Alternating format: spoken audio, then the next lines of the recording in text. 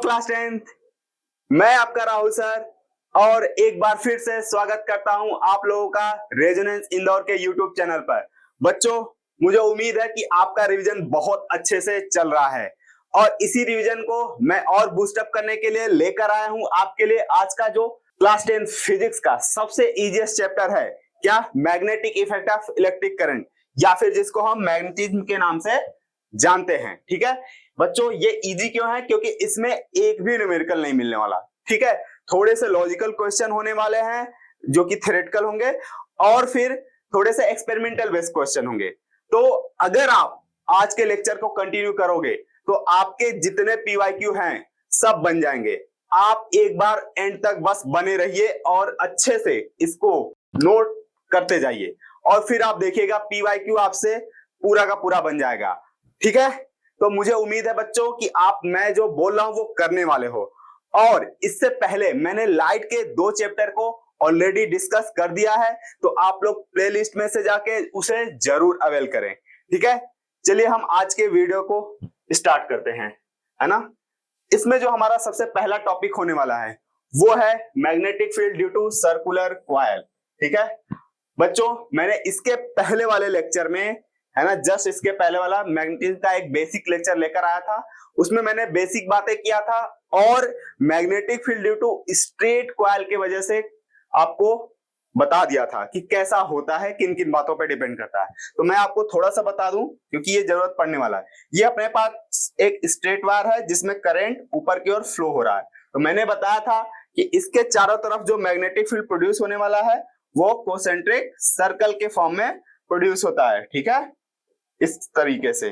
Okay, अब हमको देखना है कि हम इसी कॉइल को, ये जो स्ट्रेट वायर था, इसको हमने बेंड करके इस शेप में ला दिया और इसमें करंट फ्लो कराएं तो उसके चारों तरफ जो मैग्नेटिक फील्ड प्रोड्यूस होगा वो कैसा दिखेगा और किन किन बातों पे डिपेंड करेगा। तो यहाँ पे अपने पास एक कॉइल है, ठीक है, इसमें हम करंट फ्लो करा रहे हैं कुछ इस तरीके से।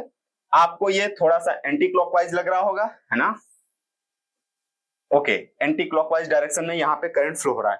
ठीक है बच्चों, अब हमको देखना है कि इसके चारों तरफ कैसा मैग्नेटिक फील्ड प्रोड्यूस होगा। हम इस पोर्शन को कट कर लें, है ना, सर्कुलर कॉइल के इस पोर्शन को कट करें तो ये कैसा दिख रहा है सर? ये स्ट्रेट वायर जैसा ही तो दिख रहा है ना, ऑलमोस्ट।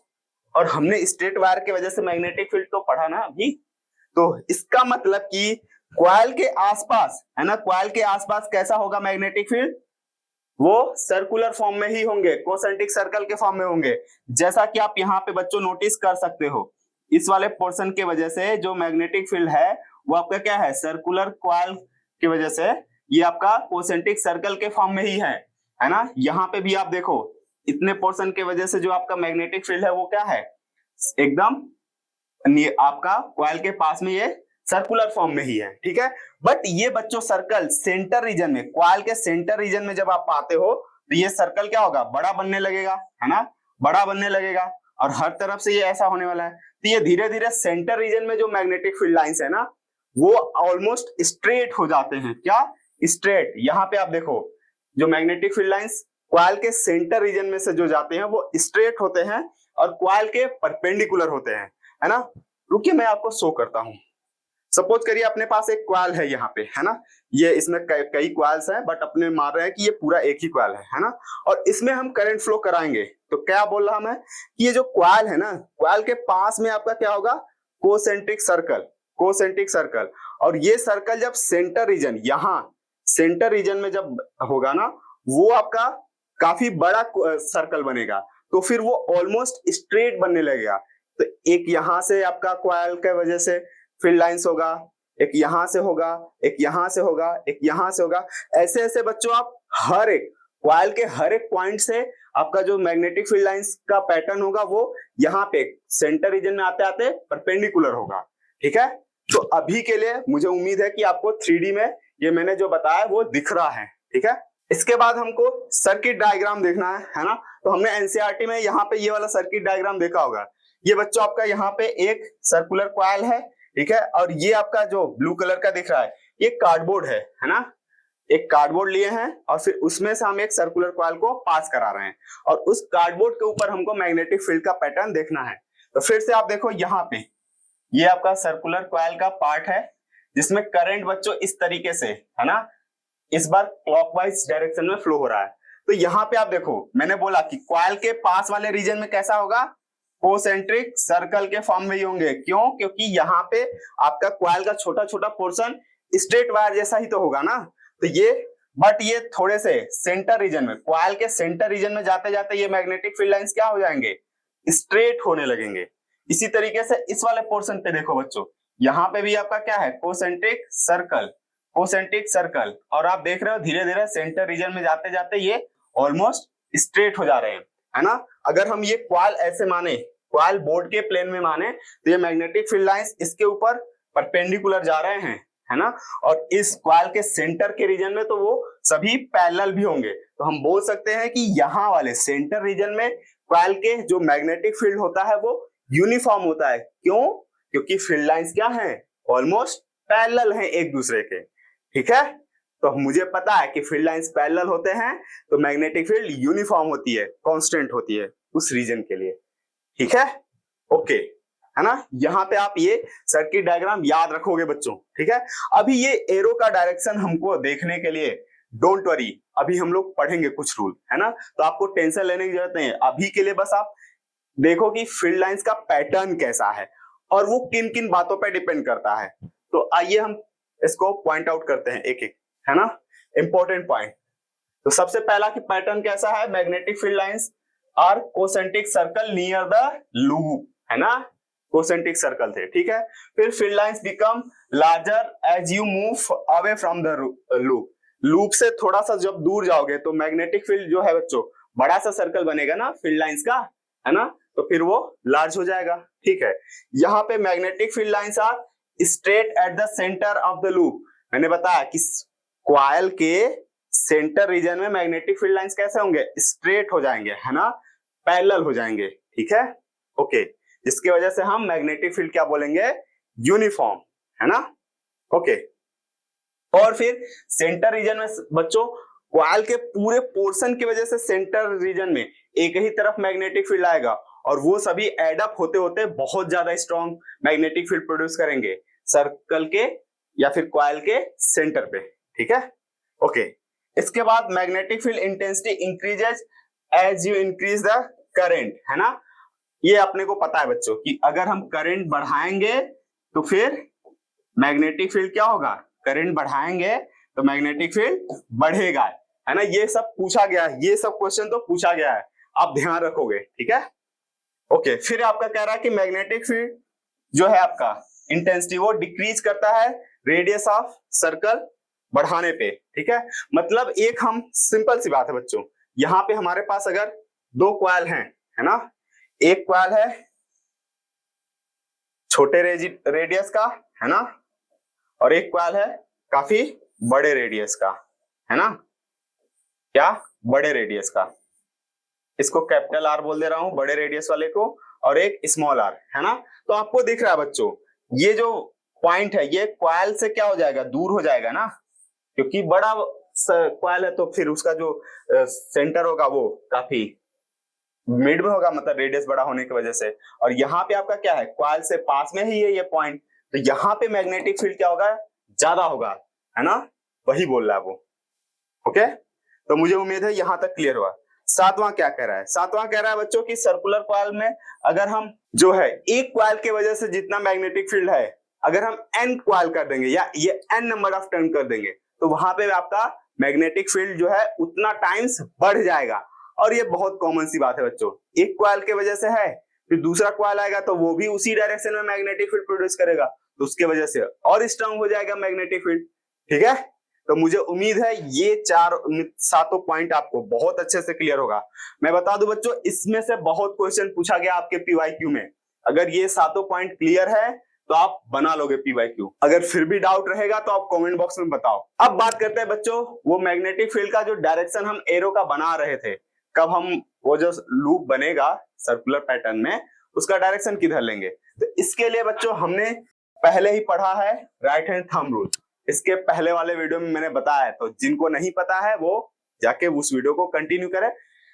अब बच्चों यहाँ पे हमारा जो है स्ट्रेट वायर के केस में हम लोग जो है right hand thumb rule use किए थे ना, तो थंब को क्या किए थे, करंट के डायरेक्शन में किए थे, और फिंगर को हम क्या कर रहे थे, मैग्नेटिक फील्ड लाइंस के डायरेक्शन में।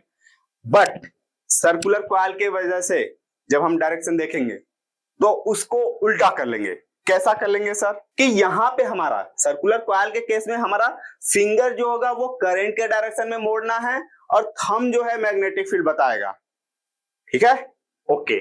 यहाँ पे अपने पास है एक सर्कुलर कॉइल है, यहाँ पे है ना, ये है, ठीक है, और इसमें करंट इस तरीके से हो रहा है ना, फ्लो हो रहा है। तो अब आपको क्या करना है, फिंगर को करंट के तरफ किया तो थंब किधर जा रहा है, डाउनवर्ड, मतलब मैग्नेटिक फील्ड यहाँ पे डाउनवर्ड होगा उसके सेंटर रीजन में। ठीक है, अगर इसी में करंट का डायरेक्शन इस तरीके से है, ठीक है, अब हम देखो फिंगर को किधर मोड़ रहे हैं, करंट के डायरेक्शन में, तो हमारा थंब कहाँ जा रहा है, ऊपर, तो यहाँ पे आपका फिर इस तरफ ऊपर के तरफ मैग्नेटिक फील्ड का डायरेक्शन होगा।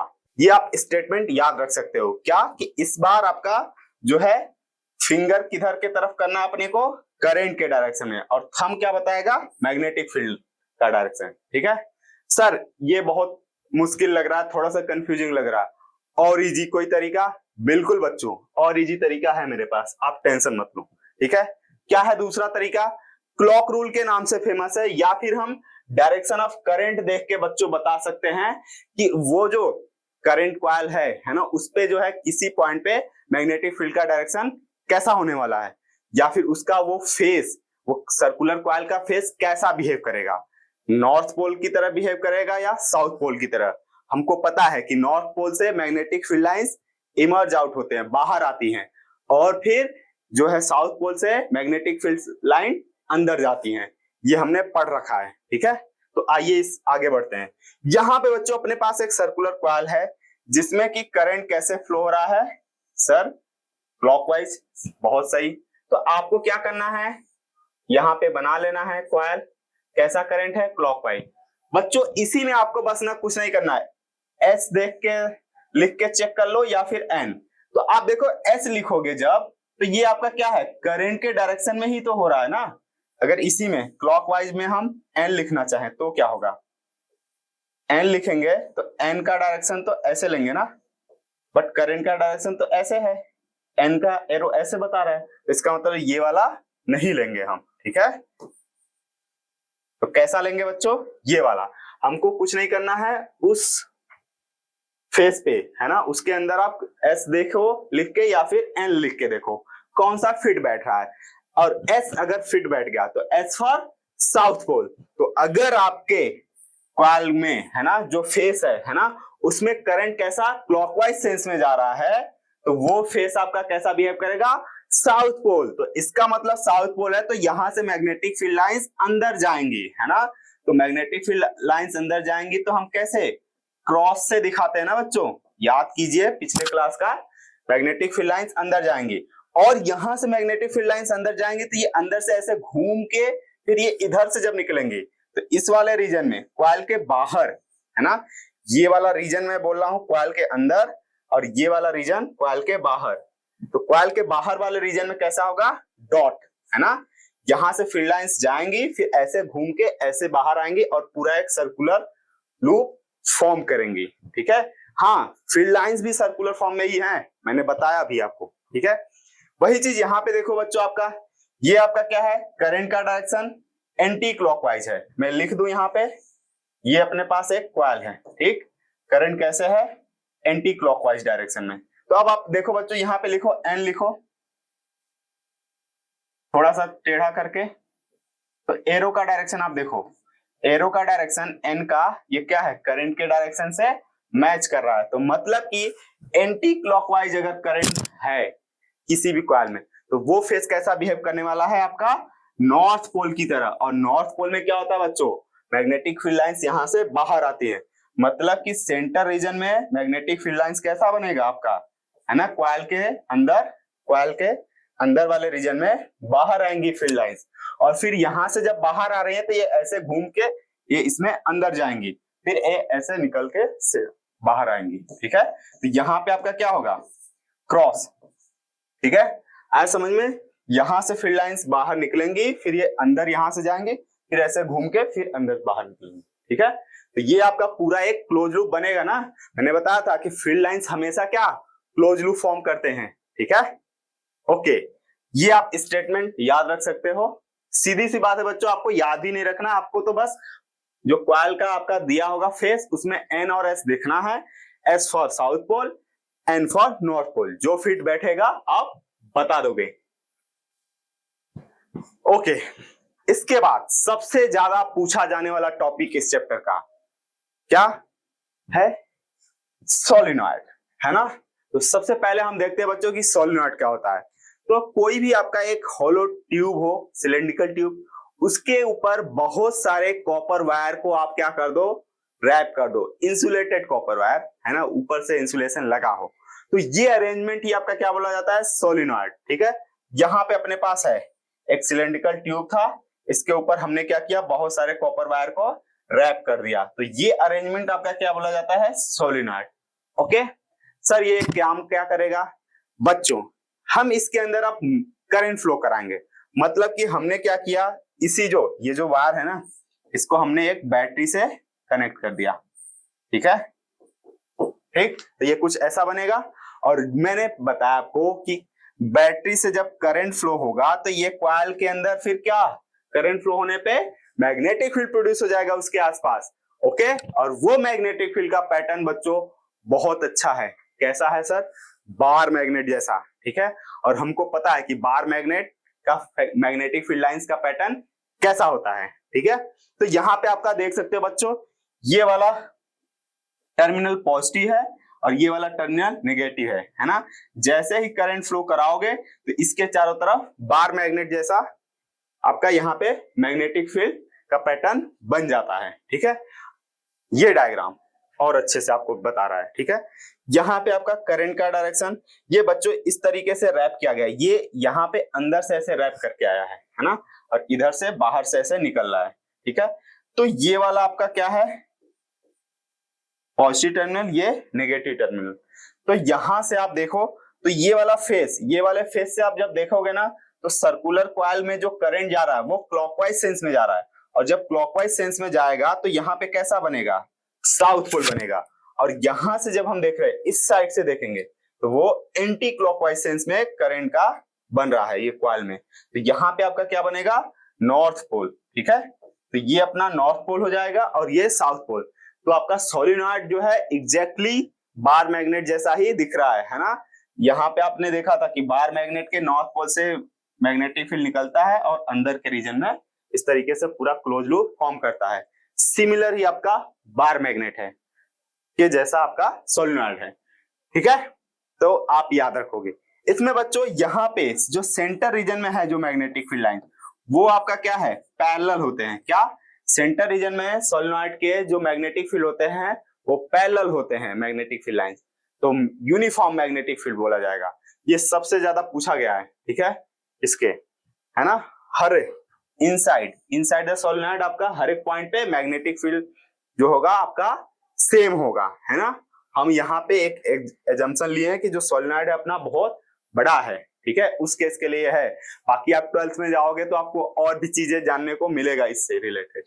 ओके, फिर से अब बच्चों ये जो सोलिनॉइड है ना, तो सोलिनॉइड का डायरेक्शन निकालने के लिए मैंने बताया बच्चों कि आपको क्या करना है, सिंपल सा वहां पे क्लॉक रूल देख लेना है या राइट हैंड थंब रूल देख लेना है। राइट हैंड थंब रूल को उल्टा करके देखना है ना, कि करंट जैसे यहां से अंदर रैप करके ऐसे बाहर निकल रहा है ना, करंट यहां से बाहर निकल रहा है, तो आपको यहाँ पे राइट हैंड थंब रूल लगाओ, डायरेक्शन मिल जाएगा, ठीक है। अब फिर बात करते हैं उस मैग्नेटिक फील्ड का। फिर मैग्नीट्यूड किन किन बातों पे डिपेंड करेगा? तो सबसे पहला तो बच्चों आपको पता है ना, कि जितने ज्यादा नंबर ऑफ टर्न रखेंगे आप, है ना, जितने ज्यादा नंबर ऑफ टर्न सोलिनॉइड के ऊपर रैप किए रहेंगे, आपको पता है एक कॉइल है, 2 कॉइल होगा तो उसका डबल, 3 कॉइल होगा तो ट्रिपल हो जाएगा, है ना, एक के कंपेयर में 4 कॉइल होंगे तो 4 गुना हो जाएगा। तो ऐसे ऐसे आपका जितने ज्यादा नंबर ऑफ टर्न होंगे उतने ही ज्यादा मैग्नेटिक फील्ड आपका बनेगा इनसाइड द सोलिनॉइड, है ना। बाहर के रीजन में उतना ज्यादा मैग्नेटिक फील्ड नहीं होता, ठीक है। हाँ, जो इंटेंसिटी होती है बहुत कम होती है सोलिनॉइड के बाहर वाले रीजन में, ठीक है। अंदर वाले रीजन में बहुत ज्यादा होती है, और अंदर वाले रीजन में यूनिफॉर्म होती है और बाहर वाले रीजन में नॉन यूनिफॉर्म रहती है ना। जैसा कि बार मैग्नेट के केस में होता है। Okay okay sir. फिर अपने को पता है अगर हम करंट बढ़ाएंगे तो मैग्नेटिक फील्ड क्या होगा, बढ़ेगा, है ना। मैग्नेटिक फील्ड आपका यहाँ पे नंबर ऑफ टर्न के डायरेक्टली प्रोपोर्शनल है और करंट के डायरेक्टली प्रोपोर्शनल है। साथ में बच्चों जो आपका सोलेनॉइड मैंने बोला था ना सिलिंड्रिकल ट्यूब है, तो उस ट्यूब के अंदर हम मटेरियल अलग अलग कर सकते हैं। तो कुछ ऐसे मैग्नेटिक मटेरियल हैं जिनको हम अगर उसके अंदर रखें सोलेनॉइड के अंदर तो मैग्नेटिक फील्ड और ज्यादा स्ट्रांग हो जाता है, मतलब और ज्यादा बढ़ जाता है। ठीक है, तो उस मैग्नेटिक फील्ड के मतलब जो आपका वैल्यू है वो इनसाइड द मटेरियल है ना, उसमें कौन सा मटेरियल भरा है उस पर भी डिपेंड कर रहा है। ठीक है, तो 3 बातों पे डिपेंड कर रहा है, पहला हो गया, दूसरा, तीसरा। ठीक है, हम यहां से बोल सकते हैं कि जो मैग्नेटिक फील्ड है बच्चों वो आपका नंबर ऑफ टर्न इनके भी डायरेक्टली प्रोपोर्शनल है और करंट के भी डायरेक्टली प्रोपोर्शनल है ना। आप ये याद रखोगे। और साथ में जो सोलेनॉइड के अंदर कौन सा मटेरियल भरा जा रहा है उसके, तो जनरली हमारा बच्चों सॉफ्ट आयरन कोर भरा जाता है ना, जब हम देखते हैं इलेक्ट्रोमैग्नेट बनाते हैं। अब इसका भी रीजन है बच्चों यहाँ पे। ठीक है, तो हमारा एक है परमानेंट मैग्नेट और एक है टेम्परेरी मैग्नेट। तो अगर हमको परमानेंट मैग्नेट बनाना है तब हमको कैसा मटेरियल लेना पड़ेगा, और अगर हमको टेम्परेरी मैग्नेट बनाना है तब। तो बच्चों होता क्या है, जो सॉफ्ट आयरन है ना वो बहुत जल्दी से ही मैग्नेटाइज हो जाता है, मतलब मैग्नेटिक फील्ड में रखते ही वो मैग्नेटिक फील्ड में रखते ही वो मैग्नेट जैसा बिहेव करने लगता है। वहीं पे आपका जो है आपका स्टील जो है वो तुरंत नहीं होता, ठीक है, मैग्नेटाइज। ओके, तो आयरन कोर आपका जो है सॉफ्ट आयरन कोर वो तुरंत मैग्नेटाइज हो जाता है और तुरंत डीमैग्नेटाइज भी हो जाता है, मतलब मैग्नेटिक फील्ड हटाते ही आपका वो तुरंत डीमैग्नेटाइज भी हो जाएगा, मतलब मैग्नेट जैसा बिहेव नहीं भी करेगा। और जो स्टील है वो लेट से मैग्नेटाइज भी हो रहा है और फिर फील्ड हटाने पे वो फिर बहुत लेट तक उसके अंदर मैग्नेटिक प्रॉपर्टी रहती भी है, तो मतलब वो डीमैग्नेटाइज भी क्या है बहुत लेट तक होता है। तो इसलिए हम क्या करते हैं, जब हम टेम्परेरी मैग्नेट बनाते हैं तो वहां पे सॉफ्ट आयरन कोर यूज करते हैं मटेरियल के तौर पे। ठीक है, क्योंकि वो बहुत जल्दी मैग्नेटाइज और बहुत जल्दी डीमैग्नेटाइज हो जा रहा है। वहीं पे हम परमानेंट मैग्नेट बनाते हैं तो वहां पे हम स्टील यूज करते हैं। क्यों? क्योंकि वो आपका मैग्नेटाइज तो थोड़ा लेट हो रहा है बट वो डीमैग्नेटाइज भी बहुत लेट तक होगा, मतलब मैग्नेटिक फील्ड उसके चारों तरफ का हटा लो तो मैग्नेट की तरह अभी भी बिहेव करेगा। ठीक है, तो मुझे उम्मीद है ये याद रखोगे आप। फिर यहाँ पे इलेक्ट्रोमैग्नेट, तो कई बच्चों को लगता है कि इलेक्ट्रोमैग्नेट और सोलेनॉइड बहुत अलग अलग चीजें हैं। नहीं बच्चों, अगर करंट कैरिंग सोलेनॉइड है ना तो उसको भी हम इलेक्ट्रोमैग्नेट बोल सकते हैं, बट हम जनरली जो है इलेक्ट्रोमैग्नेट उसको बोलते हैं कि जिसका मैग्नेटिक फील्ड बहुत ज्यादा हो। तो हमने क्या बोला कि मैग्नेटिक फील्ड किन किन बातों पे, करंट पे डिपेंड कर रहा है, नंबर ऑफ टर्न पे डिपेंड कर रहा है, साथ में उसके अंदर सोलेनॉइड के अंदर जो मेटल भरा है उस पर भी डिपेंड कर रहा है। तो हम क्या कह रहे हैं, जब भी हम सोलेनॉइड के अंदर सॉफ्ट आयरन कोर को इंसर्ट कर देते हैं तो मैग्नेटिक फील्ड बहुत ज्यादा बढ़ जाता है और उसी अरेंजमेंट को हम क्या बोलते हैं, इलेक्ट्रोमैग्नेट। ओके, तो यहाँ पे अपने पास एक क्या है, सॉफ्ट आयरन कोर है, उसी के ऊपर हमने क्या करा है, करंट कॉइल को रैप करा है बच्चों। ठीक है, और करंट कैरिंग कॉइल को रैप करा है, तो उसके वजह से आपका ये जो अरेंजमेंट है ये बहुत ज्यादा स्ट्रॉन्ग मैग्नेटिक फील्ड प्रोड्यूस करता है, तो इसीलिए हम इसको क्या बोलते हैं, इलेक्ट्रोमैग्नेट। ठीक है, हाँ यहाँ पे आप देखो बच्चों बहुत अच्छे से बताया गया है कि कैसे कॉइल को रैप किया गया है और कैसे करंट फ्लो हो रही है, फिर किस तरफ हमको साउथ पोल लेना है, किस तरफ नॉर्थ पोल। तो आप देखो यहाँ पे बच्चों रैप करा गया है, अंदर से ऐसे बाहर आ रहा है, ये वाला जो है बच्चों बाहर आ रहा है ना। तो अब आप सोचो यहां से ऐसे रैप किया गया और ये बाहर आ रहा है, तो फिर ये थंब किधर बता रहा है, फिंगर को हमने कर्ल किया करंट के डायरेक्शन में, तो थंब किधर, यहां से अंदर जा रहा है ना। तो इसका ये मतलब हुआ बच्चों कि यहाँ पे ये साउथ पोल है। या फिर आप ऐसे सोचो यहां से करंट ऐसे जाके ऐसे आ रहा है ना, ऐसे, तो ये आपका कैसा है, बोलो क्लॉकवाइज, और क्लॉकवाइज है तो ये क्या होगा, साउथ पोल, तो इसका मतलब ये वाला साउथ पोल हुआ। ठीक है, इसी तरीके से देखो बच्चों यहां से जब ये बाहर निकल रहा है, ये बाहर निकल रहा तो ऐसे निकल रहा, तो इसमें करंट ऐसे आ रहा है ना, ऐसे। तो देखो बच्चों करंट ऐसे है, तो करंट ऐसे है तो आप ऐसे देखो ये कैसा है, एंटी क्लॉकवाइज, और एंटी क्लॉकवाइज है तो ये कैसा बनेगा, नॉर्थ पोल। गुड, तो ये वाला एंड नॉर्थ पोल, ठीक है। हाँ, ये आपका ये पॉजिटिव टर्मिनल बोल सकते हो, ये नेगेटिव, यहां से अपना करंट एंटर करा था इस तरीके से, तो ये साउथ पोल, फिर यहां से ये बाहर आया है तो थंब इधर जा रही है नॉर्थ पोल। मुझे उम्मीद है अब आप डायरेक्शन बता लोगे, ठीक है। अब हाँ, ड्रॉ करना है मैग्नेटिक फील्ड लाइंस, तो ड्रॉ कर दो सर। ओके, नॉर्थ पोल से आपका बाहर निकला और साउथ पोल पे एंटर करा, इसी तरीके से इधर भी नॉर्थ पोल से निकला, साउथ पोल पे एंटर करा। ओके, तो मुझे उम्मीद है बहुत अच्छे से क्लियर हुआ होगा आपको, है ना। ये पूछा गया है क्वेश्चन आपसे PYQ में।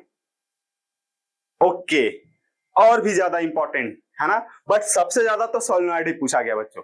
फिर उसके बाद जो आपसे पूछा जाता है वो है आपका force on current carrying conductor. ये क्या है सर? बच्चों, हम लोगों को पता है कि एक मैग्नेट दूसरे मैग्नेट के ऊपर क्या करता है, फोर्स लगाता है। अच्छा सर, ठीक है ना। वो अट्रैक्शन या रिपल्सन लगाएगा, डिपेंड करेगा कि उनके पोल्स कैसे हैं, ये अलग बात है। बट हम कह रहे हैं एक मैग्नेट है तो उसका मैग्नेटिक फील्ड है, दूसरा मैग्नेट है तो उसका भी मैग्नेटिक फील्ड है। तो जो दो मैग्नेटिक फील्ड एक दूसरे से इंटरेक्ट करते हैं तो इसी को हम बोलते हैं फोर्स लगा रहा है। तो अब आप देखो बच्चों, यहाँ पे बच्चों ये क्या है, एक हॉर्सू मैग्नेट है जिसका नॉर्थ पोल और साउथ पोल, अपने को पता है कि magnetic field lines north pole से साउथ पोल की ओर जाते हैं, है ना। बच्चों यहाँ पे हॉर्सू मैग्नेट इसलिए है क्योंकि इस वाले रीजन में हॉर्सू मैग्नेट ऐसे है, तो इस वाले रीजन में आपका जो मैग्नेटिक फील्ड होता है ना, मैग्नेटिक फील्ड लाइन, ये आपका नॉर्थ से साउथ होगा और ये यूनिफॉर्म होता है। तो बेसिकली हमको यहाँ पे यूनिफॉर्म मैग्नेटिक फील्ड चाहिए था, इसीलिए हम आपका क्या लिए थे, यहाँ पे हॉर्सू मैग्नेट लिए थे, ठीक है। अब यहाँ पे आप देखो, एक तो आपका मैग्नेटिक फील्ड है किसका, इस मैग्नेट का, और दूसरा बच्चों आप देखो ये आपका एक कंडक्टर है, क्या AB आपका एक कंडक्टर है, इसमें करंट फ्लो करा रहे हैं, करंट फ्लो कुछ इस तरीके से करा रहे हैं। तो बच्चों वायर में करंट फ्लो हो रहा है तो उसका मैग्नेटिक फील्ड और इस बार का मैग्नेटिक फील्ड है ना, जो आप हॉर्सू मैग्नेट का मैग्नेटिक फील्ड, अब ये दोनों इंटरेक्ट करेंगे तो फिर से क्या होगा, फोर्स लगेगा। तो इस कंडक्टर के ऊपर एक फोर्स लगता है, इसी को हम क्या बोलते हैं बच्चों, force on current carrying conductor, जबकि वो किसी एक एक्सटर्नल मैग्नेटिक फील्ड में रखा गया है ना। कि कोई भी करंट कैरिंग कंडक्टर किसी एक मैग्नेटिक फील्ड के अंदर रखा होगा तो उसके ऊपर फोर्स लगेगा, ठीक है। बस एक कंडीशन है कि जो आपका कंडक्टर है ना, वो मैग्नेटिक फील्ड के पैरेलल नहीं होना चाहिए, है ना तो उसके साथ मैग्नेटिक फील्ड के साथ 0 डिग्री पे रखा हो, ना तो 180 डिग्री पे रखा हो, है ना। सपोज करो मैग्नेटिक फील्ड आपका यहाँ पे इस तरह है ना, यहाँ से मेरे हिसाब से राइट से लेफ्ट है ना, तो राइट से लेफ्ट है तो इस तरीके से मैग्नेटिक फील्ड है, तो आपको ये जो वायर रखना है ना, उसको पैरेलल नहीं रखना है, या फिर ऐसे या फिर ऐसे। जब भी पैरेलल या एंटी पैरेलल रखोगे तो उस टाइम पे फोर्स नहीं लगेगा, बट इसके अलावा किसी भी अरेंजमेंट पे रखोगे तो फोर्स लगेगा। और आपको जो पढ़ना है बच्चों वो ऐसे पढ़ना है कि मैग्नेटिक फील्ड अगर ऐसे रखा है हॉरिजॉन्टली तो वायर आपका क्या हो, वर्टिकली हो, मतलब कि मैग्नेटिक फील्ड और वायर जो है वो एक दूसरे से परपेंडिकुलर हो, तो उस टाइम पे मैक्सिमम फोर्स लगता है। क्या बोला मैंने, जब आपका मैग्नेटिक फील्ड और करंट कैरिंग कंडक्टर में जो करंट का डायरेक्शन हो वो एक दूसरे के परपेंडिकुलर हो, तो उस टाइम पे इस वायर के ऊपर मैक्सिमम फोर्स लगता है, ठीक है। और वही केस अपने को पढ़ना है, तो इसीलिए यहाँ पे आप देखो मैग्नेटिक फील्ड लाइंस बच्चों देखो कैसे है, ऊपर के तरफ है ना, वर्टिकली मैं ले रहा हूं, ठीक है। और ये जो आपका वायर है बच्चों ये कुछ इस तरीके से बाहर निकल रहा है, बोर्ड से बाहर, है ना, बोर्ड से बाहर है, करंट का डायरेक्शन इसमें क्या है, बोर्ड से बाहर। तो हम इसके लिए क्या बोलते हैं बच्चों, डॉट यूज करते हैं, है ना, क्या डॉट यूज करते हैं, है ना, आउट ऑफ द प्लेन के लिए, ठीक है। तो ये आपका हो गया करंट का डायरेक्शन, है ना। और बच्चों अब हम देखते हैं कि ये फोर्स जब लगेगा तो वो किधर के तरफ होगा। तो इसमें ये देखा गया बच्चों कि ये जो फोर्स है ना वो इधर लेफ्ट के तरफ लगा। सर कैसे लगा, मुझे नहीं पता बच्चों। इसके लिए अपना नेक्स्ट टॉपिक है क्या, फ्लेमिंग लेफ्ट हैंड रूल, है ना, फ्लेमिंग लेफ्ट हैंड रूल।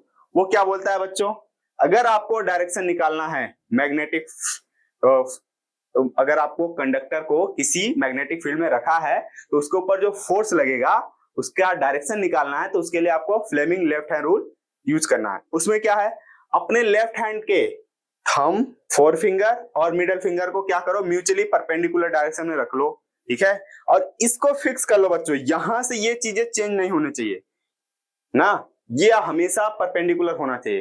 तो आपने सुना होगा सीबीआई का नाम, तो सीबीआई की जगह आपको क्या बोलना है, एफबीआई। एफ फॉर फोर्स, आप इस पे लिख लो, थंब पे एफ लिख लो, फिर बी आया, फोर फिंगर के ऊपर बी लिख लो, और फिर मिडल फिंगर के ऊपर आई लिख लो, तो एफबीआई। तो ये बोलता है कि अगर हमारा जो है ये तीनों म्यूचुअली परपेंडिकुलर हो और हम क्या करें, फोर फिंगर को किधर करें, फोर फिंगर को मैग्नेटिक फील्ड के तरफ और मिडल फिंगर को करंट के तरफ करें, है ना, तो फिर जो आपका थंब होगा वो बताएगा कि उस कंडक्टिंग वायर के ऊपर किधर के तरफ फोर्स लगेगा, ठीक है। यहां पे आप देख सकते हो, है ना, ये आपका बी मैग्नेटिक फील्ड बता रहा है, ये आपका मिडल फिंगर करंट बता रहा है, और फिर फोर्स आपका कौन बताएगा, थंब बताएगा, ठीक है। फ्लेमिंग लेफ्ट हैंड रूल, इसका स्टेटमेंट देख लो। अब बच्चों हम चलो चेक करते हैं, है ना, करंट आपका किधर, आउट ऑफ द बोर्ड आ रहा है, इस वाले केस में मैग्नेटिक फील्ड ऊपर है, तो फोर फिंगर को किधर, मैग्नेटिक फील्ड के तरफ रख दिया सर। मिडल फिंगर को किधर करना है, बाहर के तरफ, क्यों, क्योंकि आपका मैग्नेटिक फील्ड के वजह ऊपर है और फिर करंट क्या है, बाहर के तरफ है ना। तो आपका जो थंब है वो किधर जा रहा है, लेफ्ट में, तो फोर्स किधर लगेगा, लेफ्ट में, ठीक है। ये हो गया आपका, आ गया समझ में बच्चों। ओके सर, एक और एग्जांपल, चलिए एक और एग्जांपल लेते हैं। चलो बच्चों, यहां पे मैग्नेटिक फील्ड हम ले रहे हैं ऐसे, ओके, और हमारा वायर रखा है इस तरीके से, है ना, इसको हम मैग्नेटिक फील्ड के अंदर ही ले लें तब तो फोर्स लगेगा ना। चलो यहां पे हम देखते हैं कि जो हमारा जो फोर्स लगेगा इस वायर के ऊपर किधर लगेगा। तो सबसे पहले अपने को क्या करना है, फोर फिंगर को करंट के डायरेक्शन, सॉरी मैग्नेटिक फील्ड के डायरेक्शन में, ध्यान रखना लेफ्ट हैंड की बात हो रही है, तो ये आपका हो गया फोर फिंगर किधर, मैग्नेटिक फील्ड के डायरेक्शन में, और फिर मिडल फिंगर को किधर रखना है, करंट के डायरेक्शन में ऊपर, है ना। तो ये हो गया आपका, ये हो गया फोर फिंगर, है ना, मैग्नेटिक फील्ड के डायरेक्शन में, करंट हो गया आपका मिडल फिंगर, है ना। और फिर आप देखो थंब किधर जा रहा है बच्चों, इनसाइड, तो इसका मतलब इसके ऊपर जो फोर्स लगेगा वो इनवर्ड लगेगा, अंदर के तरफ, है ना, बोर्ड के अंदर के तरफ। बच्चों ये तीनों हमेशा म्यूचुअली परपेंडिकुलर ही होंगे, है ना, ठीक है, ये हमेशा। और फोर्स तो हमेशा बच्चों इसके बी और ये जो करंट है इसके हमेशा परपेंडिकुलर डायरेक्शन में ही आएगा, ओके।